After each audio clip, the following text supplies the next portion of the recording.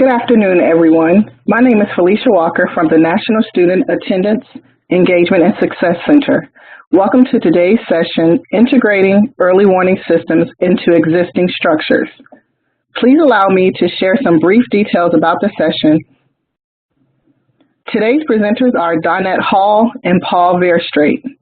Donnette Hall is a facilitator from Johns Hopkins University School of Education, Everyone Graduates Center, working in Tulsa, Oklahoma, with 3 elementary, 3 middle, and 2 high schools on using early warning systems and social emotional learning to improve student outcomes. Paul Verstraete, also from the Everyone Graduates Center, is a facilitator with Johns Hopkins University School of Education, working on early warning systems in New Mexico, Arizona, and Seattle. He also presents and leads efforts at Talent Development Secondary on creating and adapting data systems within early warning systems. Today's session will last for approximately 1 hour and 15 minutes and is being recorded. We'd like to encourage everyone to utilize the chat function at the bottom right-hand corner of your screen to submit questions or comments for our presenters. Please be sure to select everyone from the drop-down box to ensure that your comments and questions are seen by me and our speakers. You may submit your questions throughout the presentation, and we will leave time at the end to address as many questions as possible. If we do not have time to get through to all of the questions, we will reply to all participants by email within the next 5 to 7 days. All participants have been placed on mute to avoid background noise. Please do not unmute yourself. Instead, refer to the chat function on the right side of the screen if you have a question or comment. Following the Q&A portion of our session, there will be a very brief poll. Your participation in these polls is extremely important in helping us better prepare our presentations and ensuring that we are delivering content to you in a way that best suits your needs. We greatly appreciate your feedback to these questions. Before I hand the session over to Donnette and Paul, I would like to remind folks of the upcoming webinars that will be held in November. More information and the link to register for those will be included on the last slide of this presentation. Also, I would like to share with you the mission of the National Student Attendance, Engagement, and Success Center. Our mission is, the mission of the center is to disseminate evidence-based practices and build and facilitate communities of practice to help students attend every day, be engaged in school, and succeed academically so that they graduate high school prepared for college, career, and civic life. Now I'll take this time to hand it over to Donnette and Paul. Hello, everyone. We're so happy that you're joining us today. We're going to begin by looking at the key indicators, kind of reviewing a little bit about what Bob said this morning.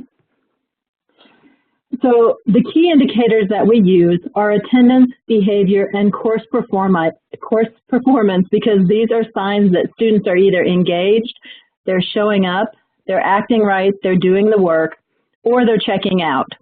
It helps us target the right student with the right intervention at the right time.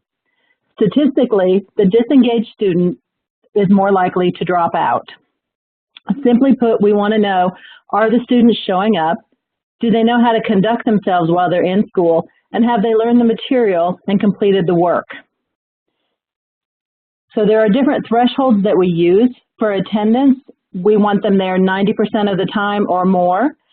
For behavior, again, we want no suspensions or no repeated lower level behavior and no failing classes. To be considered college and career ready, we want attendance at 95% or above. Again, no suspensions and no repeated lower level behavior. And we want A's and B's. According to the data by Dr. Belfont, this shows how students are on and off track in 6th grade.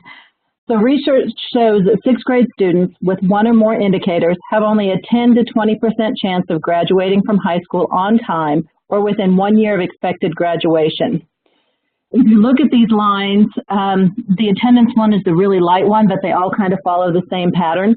You can see a steady decline in the number of students who are on track to graduate with a slight bump in 9th grade. It then drops dramatically between 9th and 10th. Looking at that, that always shocks me to see that huge drop.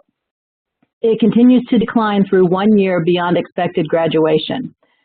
Most sixth graders only have one indicator, and students gain more as they get older. And of course, these are without any kind of intervention. There is good news, though. Students are resilient, and interventions can and do help students get back on track.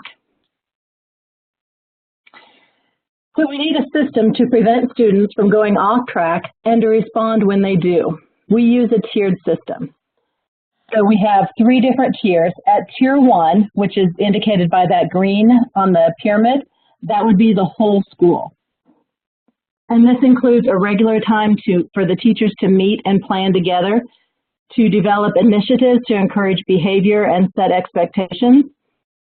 It also allows them to come up with initiatives to engage students in learning and school, and initiatives to create a welcoming environment. Okay, so those are all created school-wide. From there, we move to tier 2, which is the yellow. This is a small group of students. These are the students who did not respond to the tier 1 intervention. And we also have tier 3, which is represented by that red. Those are those individual students who don't respond to tier 1 or tier 2. For these tier 2 and tier 3 students, we hold EWI meetings to determine what interventions would best help them. So some of the best practices of meetings are, during the team meetings, you need to have a facilitator. This is someone who facilitates the meeting. They help run the meeting. You have a set protocol, and for EWI, we do have a set protocol that we share. And then we also have different roles. So we have a recorder, someone who takes all the notes and types in everything, depending on what program you're using. We have a timekeeper to make sure the meeting continues to move along and we don't get stuck on one student. And we have a facilitator who sets the agenda by looking at the data and talking to the students and determines what needs to happen. So the goal of every EWI meeting is student success. So we want to coordinate and create interventions to help those students meeting their needs and help them become successful. So how do we do this? So first of all, I have a question for you. Over in the chat box, if you change it to all participants, if you would type in just all the different meetings you attend on a weekly, monthly basis, just so we can get an idea of what we attend. So if you attend a regular staff meeting, type in staff meeting. If you attend a grade level meeting, type in grade level meeting. And again, if you would just type those into the chat box and put all participants so that we can see those. I'll give you just a second to do that.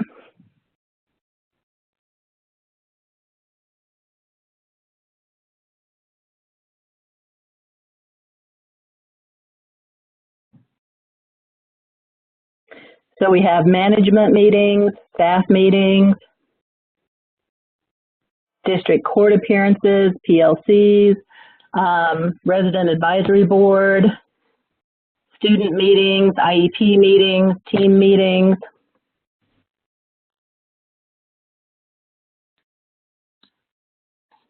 Court appearances, dispute hearings.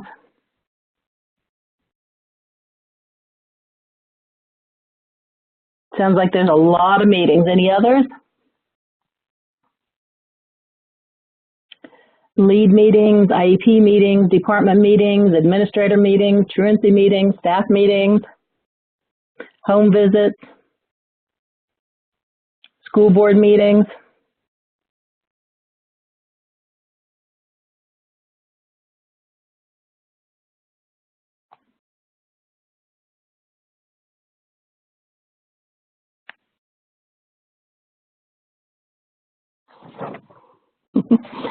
Student conferencing. That's a lot of meetings that people are expected to attend every week or every, once a month or however often they attend. Weekly attendance meetings, staff meetings, administrative meetings. Good. So what do we do when people say, oh, now we need an EWI meeting? People are screaming, no, no more meetings. But we want to show you a process to kind of integrate some of your meetings and make it easier for the school. So the EWI process is about looking what should be integrated into what already exists in the school. It's not about, here's another meeting for you. Okay. The EWI process can and should be integrated into what the school is already doing. Existing structures can be streamlined to make a higher functioning team focused on student success. And schools should move towards 5% talking about it and 95% doing something about it. Because I've been in meetings where people talk and talk and talk, and we have great ideas, but that's where it stops. So we have to make sure we get to the action part. So the first thing we need to do is kind of complete a needs assessment. Okay, we need to look at what meetings are we currently already holding, and what is the purpose of these meetings. Do we have the same meeting 3 different ways, including different people? Who attends which meetings? Okay, so I'm a grade level chair. I go to the administrative meeting. I go to the team meeting. I go to all these other meetings. Are these meetings currently accomplishing what we want them to do? Okay, are we meeting the goals that we're establishing for these meetings? How are students who are off track identified? Okay, I've been in some schools where they know who's off track because they have horrible attendance, they have poor grades, but then it stops there. So we need to make sure we have a process for working with off track students. Do we already have a process for working with these students? Do teachers know what the 504 referral process is? How can we refer these students to special education? Do we know when we look at the data? Do we ever look at the data? And do we ever look at student work? Is it evaluated? How do we use it? These are the steps that you need to think about when completing a needs assessment. You work through each question and you be honest and realistic about your school. And that's the first step. After that, you take all of those meetings and you can integrate them together. So overall, you need to determine the school's essential goals. Okay, is one of our main goals to raise attendance from 86% to 92%. Okay, is that one of our essential goals? Is one of our essential goals to reduce the suspension rate from 10% to 5% or 35% to 20%? You know, you determine what are your goals. I know those are huge jumps too. What meetings do we need to support those goals? And what is the purpose of each meeting? There is no point in meeting just to meet. You don't want to say, oh yeah, we had this meeting, but nothing got accomplished. There needs to be a defined purpose. Determine what meetings can be combined to be more efficient. For instance, if you have an early warning indicator meeting, how does that fit into the special education process? Could it work alongside a grade level meeting so that those can be combined? And we need to create a master schedule that supports the essential meetings. Okay, so one way to show you that a school has done this is a special education process combined with an EWI meeting. Okay, and we're going to go through each one of the steps. So it always starts with the teacher. Okay, the teachers are the ones that know those kids the best. So there's a student in your classroom, and a teacher has concern about that student. There is data that signals that concern. For instance, the child never turns in homework, and oftentimes the teacher will say, this child never turns in homework. So then the teacher looks and says, okay, what can I do to help the student really start turning in homework? You know, I made the statement, they never turn in homework, but thinking back, okay, last week I assigned homework maybe 3 times, and they turned it in 1 out of 3 times, so I guess it's not really never. So we're using the data to make it become more real. And maybe truly they turned it in 0 out of 3 times. Okay, so what can that teacher do in that classroom? And they determine that. Maybe they just had a conversation with a student about turning in their homework. Okay, so that's the classroom intervention that they tried for 1 to 2 weeks. If that has no effect on the student, then you go to an EWI meeting. In the EWI meeting, you're sharing what's happening with that student. What are their strengths in your classroom? What is your area of concern? And it's always based on the data, because we use that data to set a realistic goal. So say the student turns in homework 1 out of 3 times. A realistic goal that you can set for that student is turn it in 2 out of 3 times. Okay, ideally we want to get to 3 out of 3 times, but sometimes we have to take those small steps to be successful in the long run. So we take that information and we come up with what goal do we want for the student, and it needs to be a SMART goal. It needs to be specific, measurable, attainable, realistic, and timely. So we want it time-bound. Here we're using 4 to 6 weeks, and that comes from the special education process. That's usually about how long they have to have an intervention before they can move to the next step of testing. So maybe we come up with, we're going to have them be tutored every day after school, and they can complete their homework during the tutoring. Okay. Of course, there are other factors that play into it. The parent has to agree. They have to have a ride home after that. So, you know, we will work through that with the parent. Okay, so we come up with who is the champion of this intervention. So the classroom teacher in this case would be the champion, and they would work out all the moving pieces to get that student to tutoring every day after school. After 4 to 6 weeks, the meeting comes back together, and then we talk about how did it go. Okay, one of the first things we looked at is the fidelity of the intervention. Was the intervention held? Was it held to high standards? For instance, sometimes people say, oh yeah, I tried calling home, but there was no answer, so I left a message on the machine. That is not a high fidelity to the intervention. You never actually talked to anyone, so of course it didn't make a difference. So then once you've determined the fidelity, you look at the impact and you look at the data. So if your goal was to get them to turn in homework 2 out of 3 times, did they do that? Did they meet that goal within that 4 to 6 weeks? So then you want to follow up on that. Once you know if it was successful or not, you go to the outcome step. So if it was successful, do you want to continue the intervention? Do we need to just monitor what's going on? Do we need to change it just a little bit? So now we made it to 2 out of 3. Do we want to try 3 out of 3 times of turning in homework? So you have a decision to make. Do you want to continue? Do you want to monitor, or do you want to increase it? Okay, that's if it was successful. If it was not successful, there are other things you can do. You can look at the student and determine, do we need to refer the student for special education testing, or do we need to refer them for a 504? Both of those will be determined by the team, and the beauty of this is you've already gone through the 4 to 6 weeks of interventions that is required in the process. So it becomes a step in the process instead of the entire meeting. So you don't go have another meeting.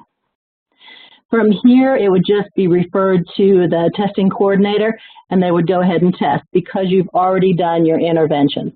So you've now integrated your EWI meeting with your special education process.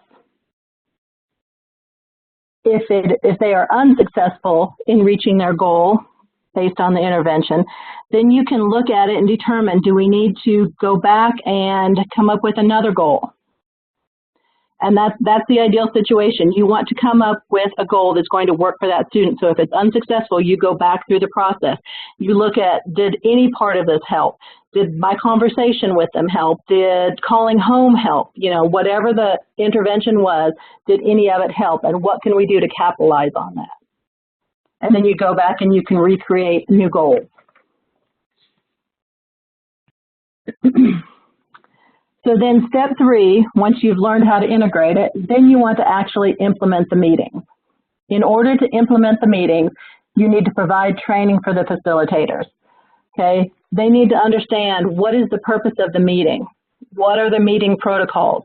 What are the expectations during this meeting? How do I create an agenda? What goes on the agenda? And how am I accountable, and how are the teachers accountable for this meeting? And then you actually hold the meetings, and then you debrief about the meetings. Okay, you need to know what are the successes and what are the challenges in the way we held this meeting. Does this time slot fit well? Was everybody that needed to be at the meeting at the meeting? Did it fit in their time schedule? So then once you've implemented the meetings, you need to review the progress. And we recommend having quarterly reviews. Are we making progress towards our goals? Did we already meet our goal? If we met our goal, then it wasn't high enough, okay, unless it's the end of the year.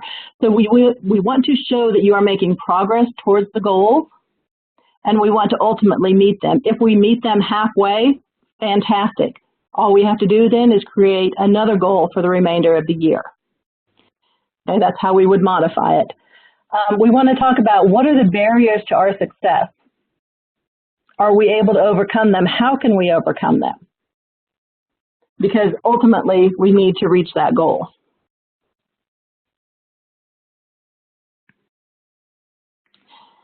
So integrating the early warning system process with existing processes will enhance the school's success.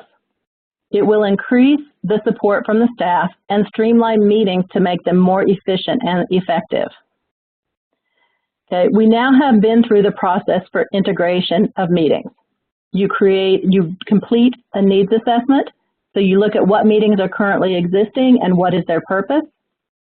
You integrate the meetings, you determine how they can be combined and when they can be held. You look at implementing the meetings, what common practices are we using to conduct meetings to increase productivity? And we review the progress. How are we doing? Okay. This process leads to a higher functioning, goal-oriented school with great success for the students. And of course, what we're about is student success.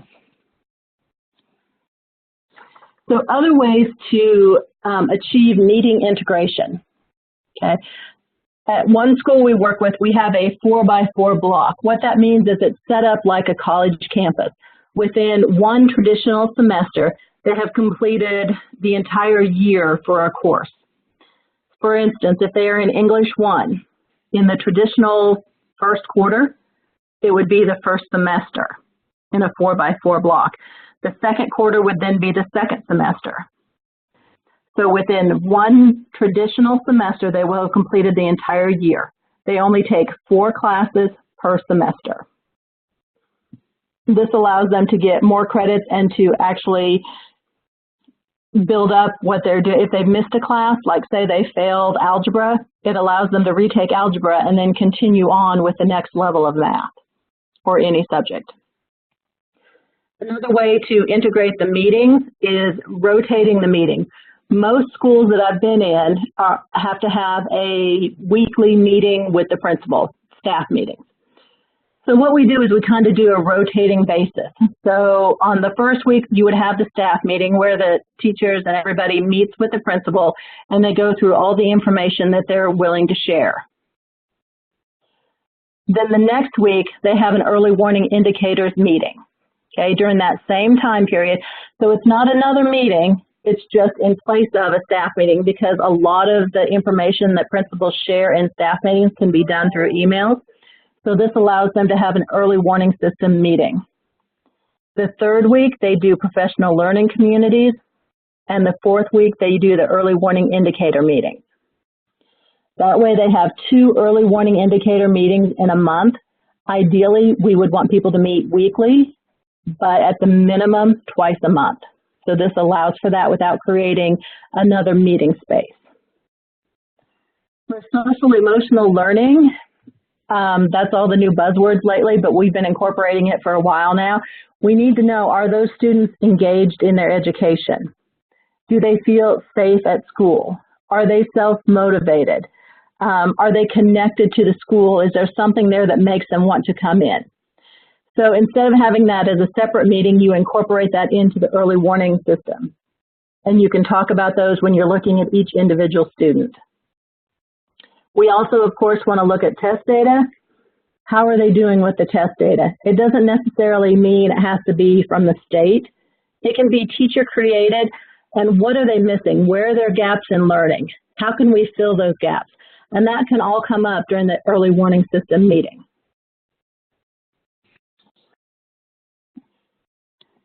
Now we're going to look at integrating physical structures. So Paul, that is you. Good. All right, thank you so much, Danette. Yeah, so my job here is now to talk about, now that we have this process integrated into other processes. We have meetings in our buildings all the time. We have these processes in our buildings all the time. And we have this great practice of early warning systems.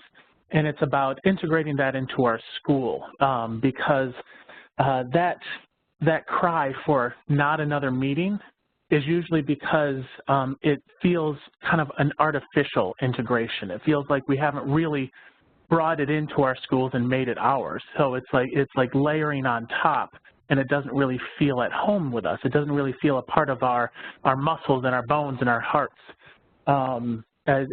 That schools, just like people, are physical structures that we need to integrate into. And so that process, that great process that Danette laid out for us, needs to be integrated into the building just as much as it needs to be integrated into our everyday processes. So that's going to be what I'm going to talk about today, is how we make that integration into our physical structures. How do we integrate that process into our buildings? And so I want to start out by pretty much making that statement that buildings, schools, are a physical place. They're a location that we have our kids go to every day, that they talk to people every day, they move around the building every day. They are this place that kids go to. And so an early warning system process needs to be integrated into this place. So I have this map, this generic map of a school. The building that this map is based on is 3 floors. This is the 2nd floor, the middle floor of the building. And so when we talk about integrating a process, this meeting structure, let's first figure out where our kids are every day. So I have a kid, it's first period, the bell rings, and this student goes from one side of the building to the other. And at the same time, this student over here on this side of the building is moving from that side to this other side.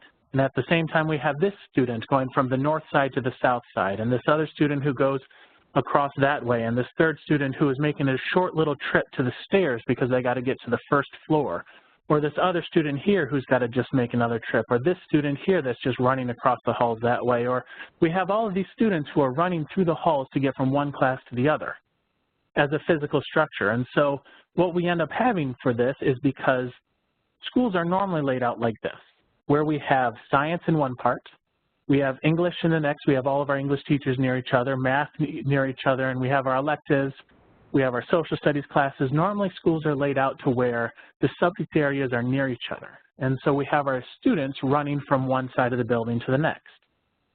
And so when we want to integrate an early warning system into this physical structure, we need to make a few moves. We need to make a few slight adjustments to where things are. Because if our goal is to have students who are all being supported by their teachers, then we need to make sure that the student becomes the center of that physical structure. So we put, as Dr. Belfant said at the beginning, that we have that transition that our kids are going through, that our kids face these 4 major transitions, and one of them is from middle school to 9th grade. And so I'm going to focus on that transition here, and this is a high school. And so if we're going to help kids through this transition, then we need to make sure that we have part of the building meant to support that transition. So we, instead of having the kids running from one subject to the other across the building, we have them in the same area. And so we can support that transition much more acutely. And so, and 9th grade is also great because in 9th grade, most kids are taking the exact same classes. They're all taking that introductory 9th grade math, English, social studies, science. And so we can organize our classrooms around those core subjects. So we can say, okay, we have a teacher here that's math, and this teacher next to him is English, and a teacher next to them is social studies. And all of these teachers are a team, right by each other. Teaching, average teacher teaches from 100 to 130 or 40 kids in a day in high schools. And so they're all teaching the same 100 to 140 kids. And those 100 to 140 kids are just moving from one room to the next, right by each other. And so when they're not going to their math, English, or social studies, they are moving across the building to find those art rooms or those science rooms or to the phys ed rooms. But when it comes to those core subjects, they're all right near each other. And then we put in another team right next to them. Those ninth graders are near each other. And then we put in another team similar, and then finally a fourth team to where we have these subject areas all by each other. And luckily for us in this building, those science rooms are also kind of spread out around the building. They're stacked vertically rather than all in one corner of a building, which happens a lot in our buildings. And so now we've integrated early warning systems into our actual physical location. We have teachers all teaching the same kids, all following them from period to period, where they can work together and support each other in helping their kids. And at the same time, we're also putting our ninth grade administrators and our ninth grade counselors in that area. They are on the same floor with the kids, with the teachers, so they can be, again, proximity is key to this, that I'm near the people I'm supporting. And so then we get into the question of when. Schools are all about kids going from one place to the other at specific times. So we have them all set up in a location. We have the where. We know where they're going to be at certain, we know where they're going to be in the building. We know that we're having our teachers organized around where those kids are going to be, that they don't have to go very far, especially in this ninth grade. So let's talk about when they move and how they move.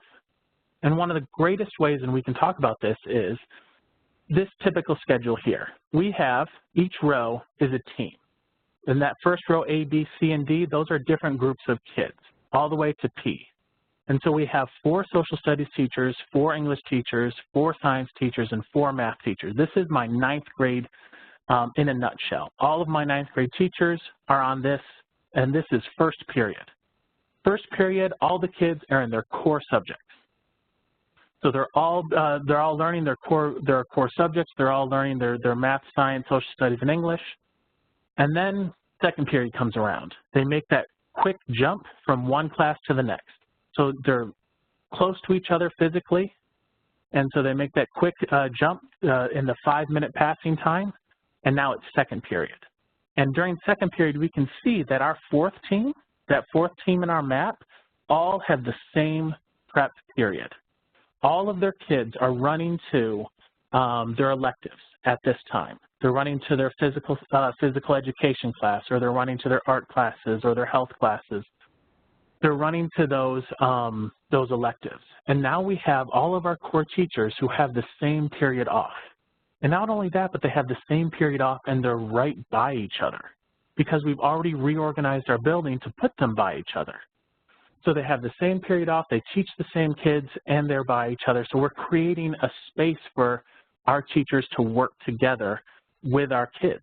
We're creating that space because in the next period, as the kids are moving, we have created the same space for our other team. So now we're in third period, and we have our third team who has the same prep period. And if you watch the other team, the other classes, when those other kids are going to electives, the other teams are just moving from their core subject to their core subject.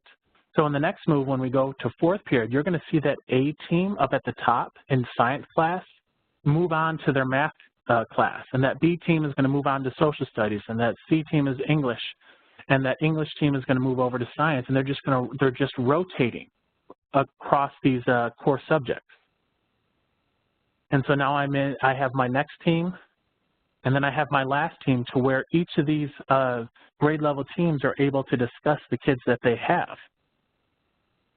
And so I've created not only a place, but a time for these meetings. That process that we're trying to integrate, we've created a time and a place for them to occur.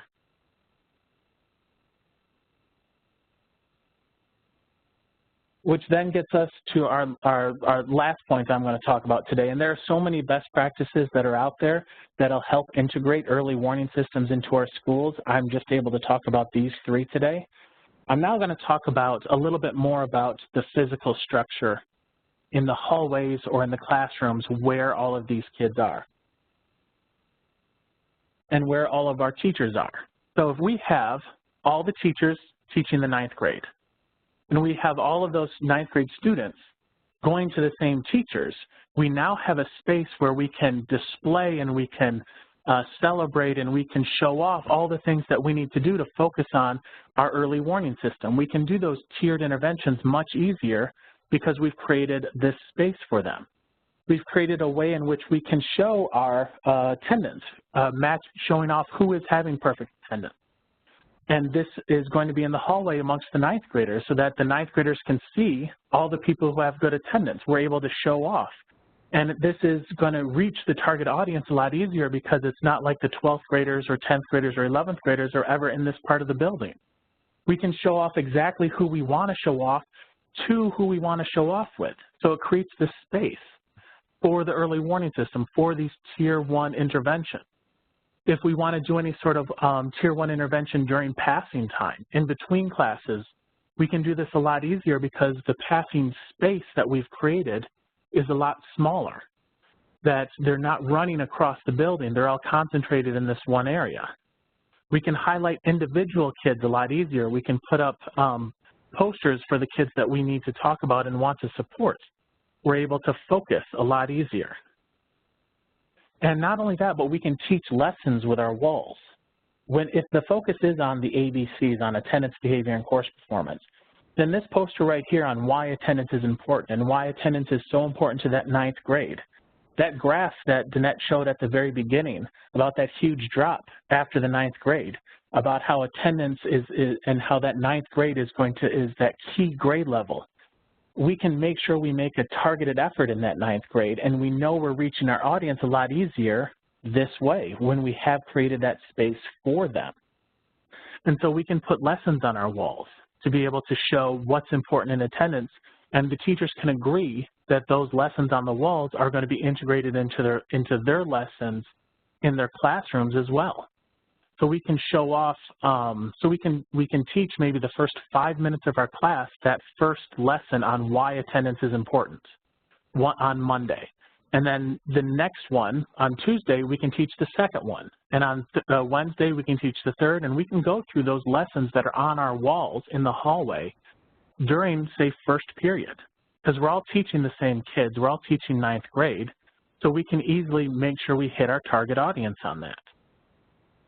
And then again, with the Tier 1 interventions, I like to focus on the Tier 1 interventions a lot because of an old manager of mine who once said that if I have 75 kids who all have the same problem, it's hard to fix that problem if I try and fix it 75 different times. So if I try and reach those 75 kids individually, one after the other, after the other, after the other, I am less likely to be able to do that than if I try and find out what that issue is and try and solve it just once. And an early warning system is great at that. It's great at finding what the major issue is that my ninth graders are all facing, or that my eighth graders or my sixth graders are all facing. And we're able to deal with that same issue, rather than trying to intervene one student at a time. And so I can create this missing school challenge at my school for the first 20 days. And I'm going to give a shout out to Danette because this is actually a poster from a school that she works in, so I'm happy that I'm able to do this presentation with her because this is something that she did at her school. That those first 20 days, she tried to make sure that along with her administrators and teachers that this school, no one missed those first 20 days because the research says if you miss the first 20 days, that pattern will likely follow you for the rest of the year. So if I can keep you from missing those first 20 days, I'm more likely to keep you from missing the days that follow. And so I can create this challenge amongst all of my ninth graders because, again, we're put in teams, we're in the same space, we're in the same schedule that we can all work together to focus on these 20-day challenge. And not only that, but if I want to put up went one too far. If I want to put up a poster that also allows me to have the students sign saying that they are going to try and follow this 20-day challenge, and so that they walk through the halls every day and look at this poster and see that they've signed it promising that they're going to try and not miss a single day those first 20 days, then I'm able to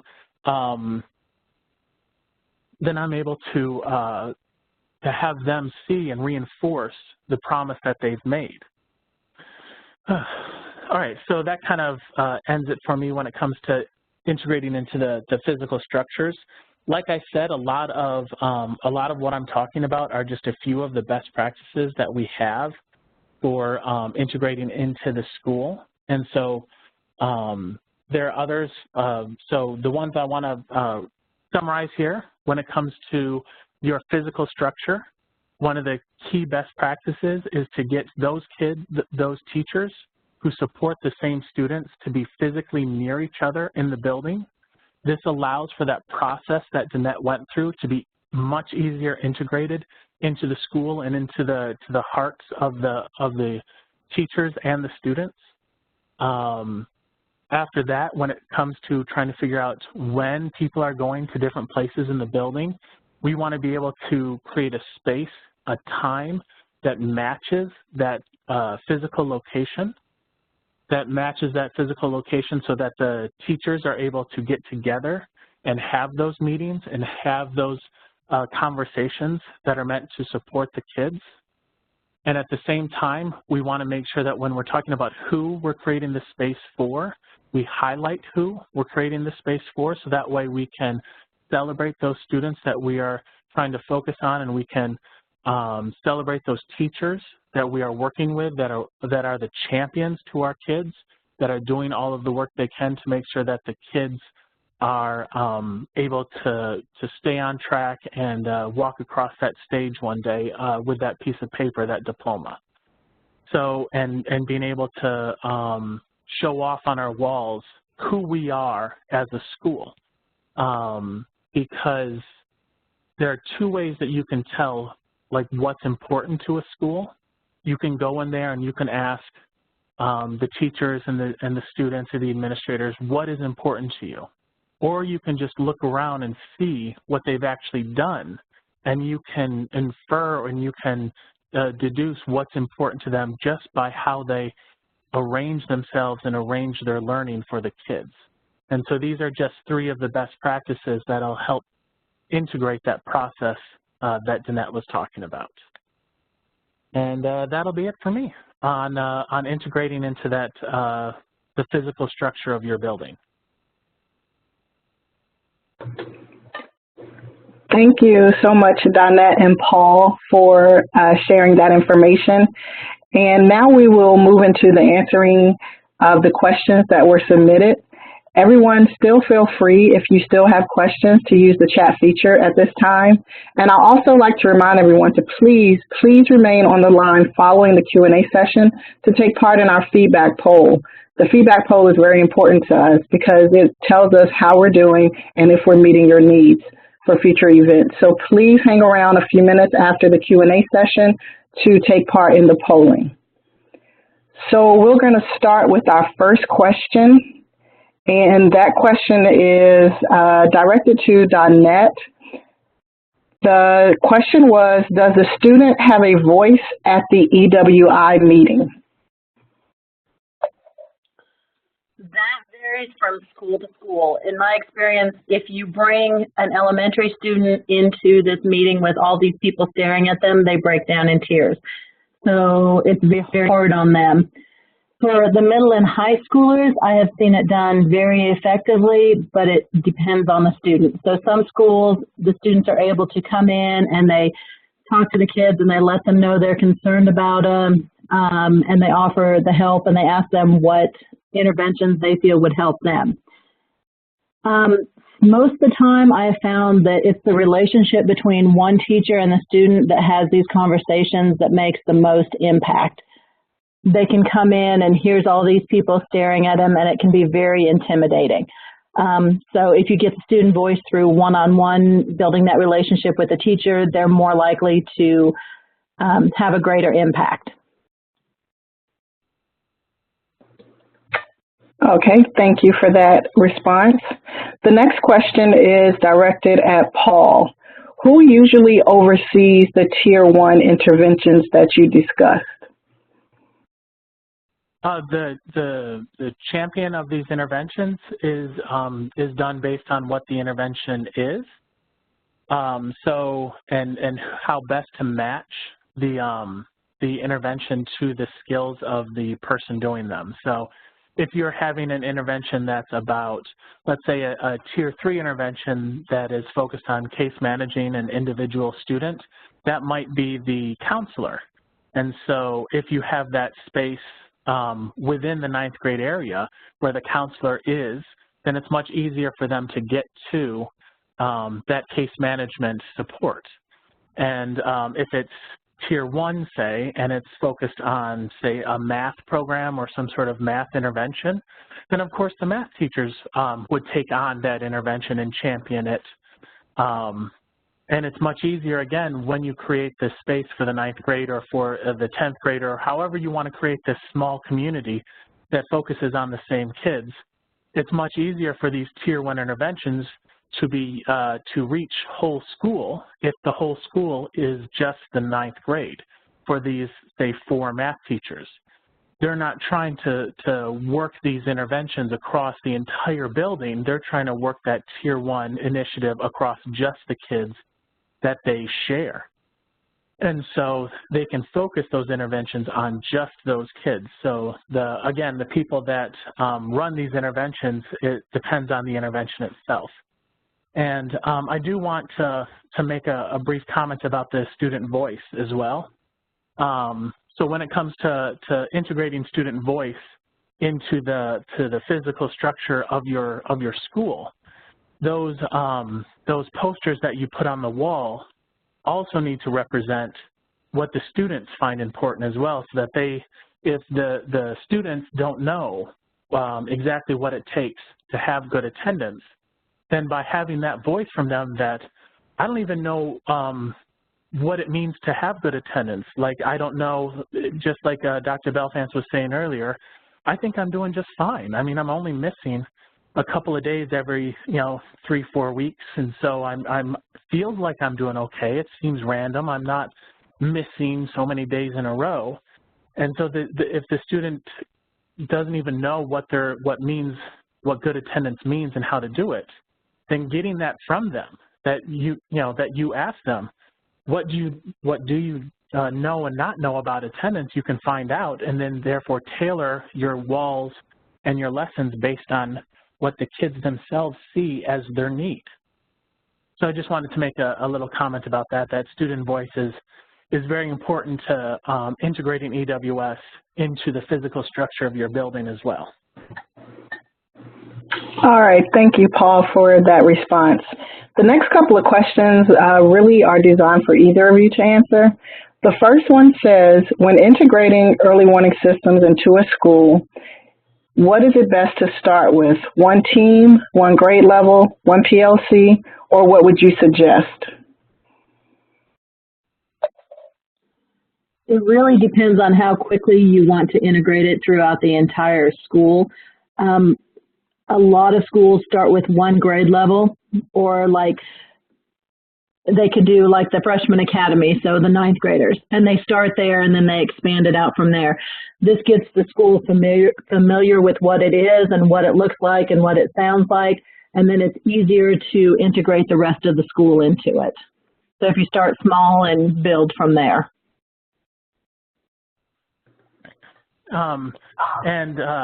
Integrating the different parts of EWS, it can be integrated at different levels throughout the whole building. I mean, making attendance, behavior, and course performance, the ABCs, and highlighting those ABCs across all grade levels of the building, and integrating that idea into the building may be a lot easier to do whole school versus integrating the process that Danette had laid out, where you might want to start with, like she said, start with a smaller group and then move it and then build from there. So depending on what parts of EWS you're going to integrate, you can integrate them at different levels throughout the building.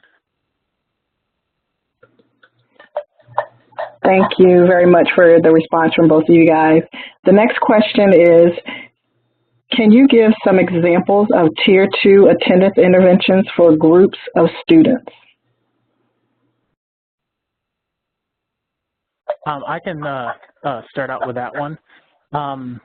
So one of my favorite ways of thinking about Tier 2 interventions is that a Tier 2 intervention is kind of like a mix between Tier 1 and Tier 3. In Tier 1 interventions, you have that project management feel. I have this intervention, this initiative that goes across the entire school. And for Tier 3, I have this intervention or initiative that's focusing on a single individual student. And Tier 3 is kind of that middle, Tier 2 is kind of that middle of the Venn diagram, where it's a little bit of both, where we are focusing on a group of students that all share the same issue that we need to focus on. So I have 10 students who are missing first period. They all share the same attendance issue. And so my initiative, my Tier 2 initiative, would be to support that one issue and focus on how to deal with that one issue. So a Tier 2 initiative may be checking in with all of them, those 10 students, as they come into the building, and just quickly making that connection that, great, you're here, perfect, wonderful, good to see you again, make sure you're on time again tomorrow. And then you kind of, and so you're not doing like that Tier 3 case management, and you're not doing that Tier 1 whole school initiative where you're saying, you do say that to everyone, but you make a particular focus on those 10 because they're the ones having the issue. So something like that would be my idea of a Tier 2 attendance initiative. So another one is something we call a Go Club, and that's a group of students who have had trouble with attendance, and they form kind of a club and they compete kind of among themselves. And you can set it up however you choose, but when they improve their attendance, then the group gets the award. So there's kind of that positive peer pressure. They set up buddies, so one would call another one and say, you really need to get to school today, or do you need a ride if we live in the same neighborhood, or they really, excuse me, kind of band together as a club, and so then they all earn that reward or whatever you want to give them. Pizza parties work wonders. That's one big thing that they always want to work for. The check-in, check-out, like Paul said, they check in with that person. We have a counselor a lot of times that they check in and check out with, just, hello, we're glad you're here. Is everything okay? Just that kind of thing, the informal thing. And then one thing, excuse me, if you take one thing, like getting the kids to class. So if you look at it as Tier 1, Tier 1 is the teacher standing in the doorway and saying hello and waving, to the kids and having that friendly attitude, trying to improve the climate of the school. And then Tier 2 would be, welcoming your individual kids for that class into your room, calling them by name. And then Tier 3 would move into, I saw you at the football game, you played a great game, really missed you yesterday, glad you're back today, making that personal connection. So you can take one thing and make it fit all three levels. Thank you, too, for the responses. And I have a few more questions. The next one, again, for either of you, does integrating early warning systems look different at each grade level when you look at elementary, middle, and high school? And if so, how? The integration kind of stays the same with just a few tweaks. I kind of hesitate to say that. For elementary, you don't have true cohorts of kids, you have grade levels of kids. So usually they already have a grade level meeting, and we found the best way is to integrate the EWI process into those grade level meetings. It's kind of a mind shift for them. You have to think, you might not know this particular student, but you know those behaviors, and what has worked with other students may or may not work with the other students. So it's interesting conversations that you have. But as far as integrating, they pretty much stay the same. It was an elementary school that we put that special education EWI process together. Okay, thank you, Donette. And my next to last question is, how early is too early when planning the implementation of a defined early warning system across a district? Before, I'm sorry about that. I was on mute for a second. I would like to talk a little bit about how the integration changes by grade level. So sorry, Felicia, about stepping on your toes there for a second. So I wanted to talk about when it comes to the physical structure when you're integrating by grade level.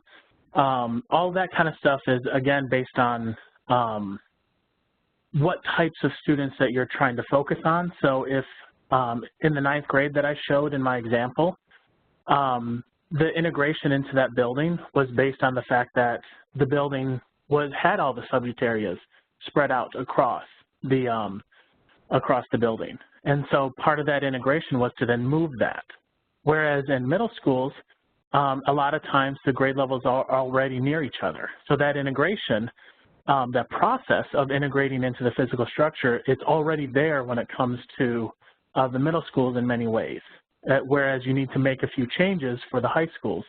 And not being an elementary teacher, but knowing that grade levels tend to go near each other in the elementary schools as well. That one does change a little bit when you move from the elementary to middle to the high school, and that you're trying to make the high school, at least that 9th grade, look a little bit more like that middle school to make that transition for the kids from middle to high school a lot easier. And so you're trying to make it a little bit more similar for them. And then once they get into the upper grades, also again trying to make sure that you keep students near each other, and then this time you're not trying to do it by grade level maybe. One of the best ways I've seen these small teacher teams and these small groups of students worked out in the upper grades is to create themed academies. And so that I may have 10th, 11th, and 12th graders all in the same area of a building, but they're all learning that same theme type. So that could be the technology academy is in this part. I have my 10th, 11th, and 12th graders all in that part, but they're learning that theme. Then the same thing for, say, a health theme or something like that, to where I'm creating these academies for the upper grades. And so, yeah, so it does look a little bit different for grade level when you get into the high school. Thank you, Paul. What was the last question? Sorry. No problem. How early is too early when planning the implementation of a defined early warning system across a district? I didn't get the second half of that question. I'm so sorry. One more time. How early is too early when planning the implementation of a defined early warning system across a district?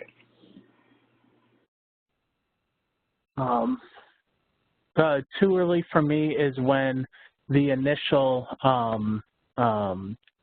motivation behind it is lost in an over-planning. And so it's a very fine line to walk between, okay, we've got this motivation to implement something and go, and then as we're planning, the time from planning to starting is too far in the future to where you feel that, oh, I feel the motivation and the energy to be able to do it is kind of lost in the planning process rather than in the doing process. And so I've always thought that when it comes to planning and designing a district-wide early warning system, anything more than one planning year, and you tend to lose that that initial motivation and energy to integrate early warning systems. And the reverse of that, of if you're trying to integrate and implement at the same time, you have the reverse problem in that you're not able to get going. You're not able to plan the structures and the process, and it feels more of a forced thing than of a designed and planned. So I've always felt that a planning year or a planning half year is about the right space for pre-implementation. But we also need to make sure that we do have that planning time, because oftentimes it takes changing the entire schedule to be able to fit meetings in and integrate all these meetings. So there is a thought process involved, so there does definitely need to be some planning involved. All right, great. We have our last question, and then we're going to move on to the polling. So please hang tight, because we are really interested in your feedback on this presentation. So the last question is, are MTSS, multi-tiered student supports, and EWS, early warning systems, the same or similar? They are similar. One thing to consider, the MT, that one, sorry, it went out of my head. That one is more reactive, and the early warning system is more proactive. That's the big thing to kind of remember. Yeah, MTSS can be a part of an early warning system. All right, well, thank you guys so much for those great questions and responses from our presenters. Now we're going to move on to the polling. We would like to encourage everyone to participate in a few quick polling questions related to this session. Your responses are completely anonymous, so please answer honestly and help us find ways to improve our approach and content offerings in the future. We sincerely appreciate your feedback.